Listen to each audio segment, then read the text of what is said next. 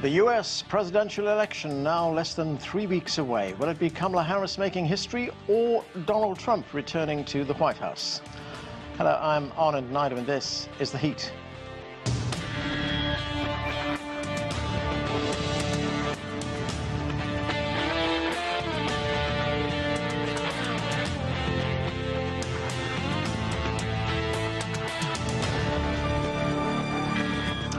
As election day draws ever closer, both major candidates are in all-out campaign mode. Votes are already being cast in early voting. The Democratic Party nominee, Kamala Harris, has been making her case to voters across key battleground states, and her Republican challenger, Donald Trump, is also pushing his agenda as he hopes to win over those who are still undecided. Later in the show, we will discuss recent developments in the...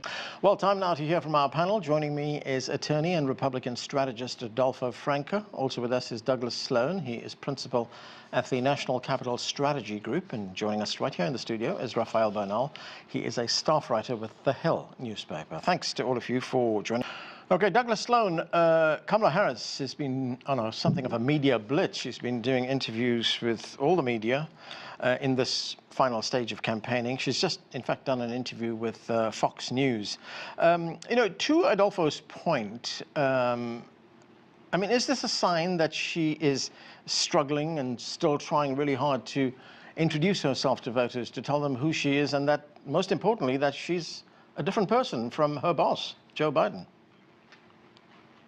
Absolutely not. Kamala Harris is going around doing a media blitz and appealing to Republicans because she has Republican support. She just did a speech in Pennsylvania in front of a group of Republicans, former elected Republican officials. She has, there's no presidents or former vice presidents of the Republican Party that actually support Trump. They're actually supporting Kamala Harris, which is unprecedented. The former Joint Chiefs of Staff, the former Vice President, Dick Cheney and Liz Cheney, those are stalwart Republicans, institutional, dyed-in-the-wool Republicans, and they've come out in support of Kamala Harris. So what you're seeing is her looking to capitalize on those cracks in the Republican base, where you have dyed-in-the-wool stalwart Republicans coming out to support Kamala Harris. So she sees that she can actually go out and peel some of these Republicans off, some of these Republicans that are never going to vote for Trump, some of these Republicans that were voting for Nikki Haley until her last day in office. A lot of these Republicans that simply said, there's no way that I could vote for someone as fascist and who says he's going to be a dictator on day one like Donald Trump. So that's what you're seeing. And I will take issue with my good friend Adolfo regarding this. She's been in power for 3 years. Adolfo, you know better than that. She hasn't been in power for 3 years. She's a vice president. According to the U.S. Constitution, the role of the vice president is to implement the president's agenda, to stand in for the president if something goes wrong, and to break ties in the Senate. Douglas, in power. Douglas, she is not able to implement her own policy initiatives or anything like that. She has said she's the last person in the room. She has said she's been involved in every major decision. Yeah. She has said she's involved in his partner. She's out there saying that. Al Gore was a very activist vice president. So was Dick Cheney, and she alleges she was involved in all these decisions. All right, I need to move on. Yeah, I need to move on here. Douglas, I just want to get back to you on one point that you mentioned a moment ago. You said that Kamala Harris has been getting support from Republicans. You mentioned Dick Cheney as well as Liz Cheney, but there are also people, voters, and among them Democrats, who are not very happy with the fact that she is getting support from Dick Cheney and Liz Cheney. They are kind of posing the question, do I really want to support someone who gets these kinds of endorsements?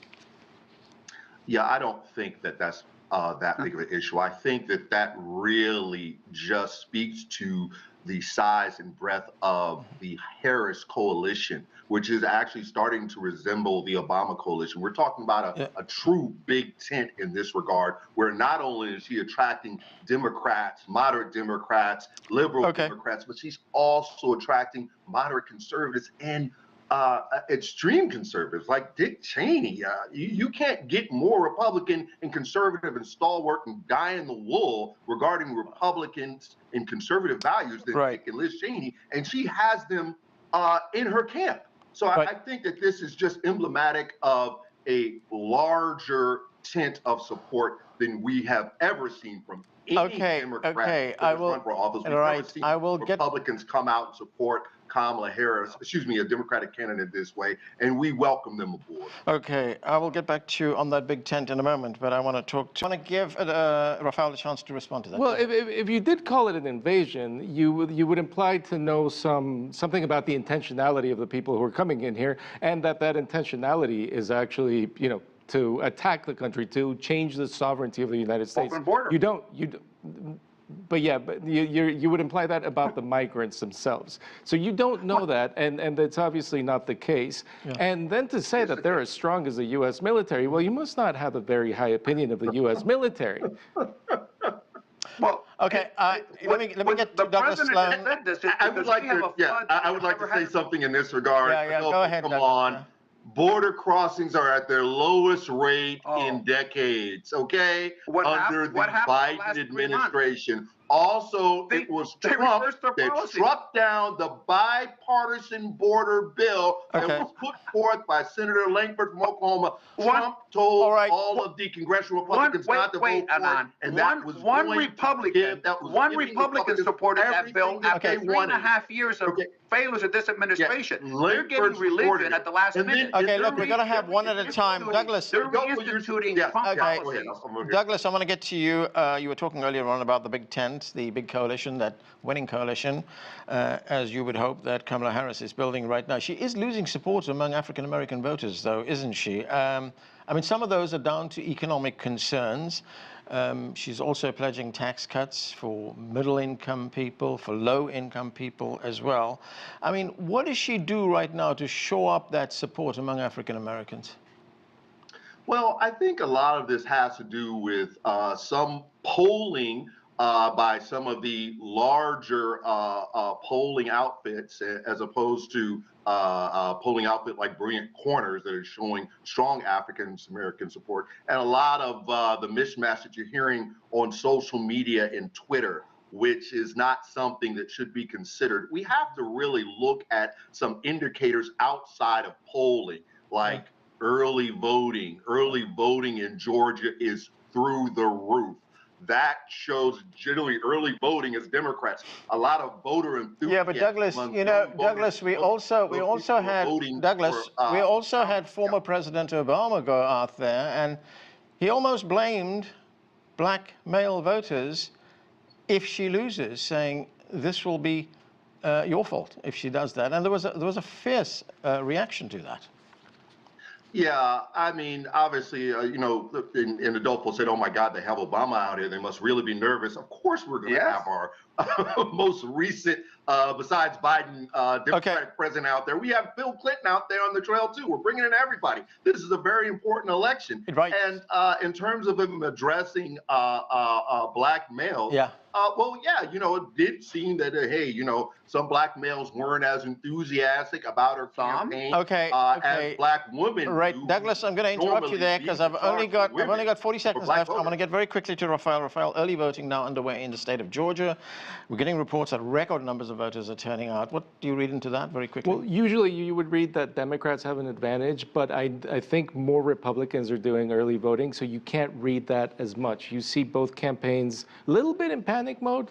The Democrats, they're taking more risks. The Fox News interview. The Republicans, they're putting out this message: we've got it in the bag. This is done. So I think both campaigns, well, neither knows where this is going, frankly. Very quickly, in 5 seconds, why do you think more Republicans are getting out with early voting right now? I think it's just gotten more commonplace, and they know that they don't want to give that advantage to Democrats as much. Okay, well, that's where we have to leave it. Thanks to all of you for being with us. We have to leave it there. I'm Anand Naidu in Washington, D.C.